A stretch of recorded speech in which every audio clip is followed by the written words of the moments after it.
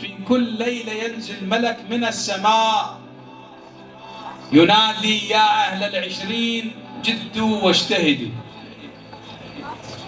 ويا أهل الثلاثين لا تغرنكم الحياة الدنيا، ويا أهل الأربعين ماذا أعددتم للقاء الله، ويا أهل الخمسين أتاكم النذير يعني الشيخ، ويا أهل الستين أتتكم الساعة وأنتم في غفلة، ويا أهل السبعين زرع آن حصاده، ويا أهل الثمانين نودي فاستجيبوا.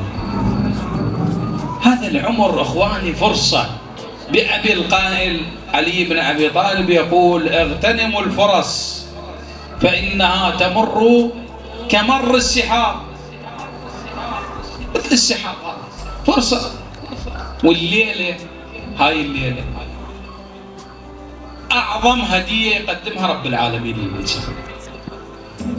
ليلة القدر أعظم هدية يقدمها رب العالمين للإنسان، لأن بها ترفع الحجب. بمثل هاي الليلة ماكو شيء قبل لله سبحانه وتعالى، تصعد الكلمة إلى الله.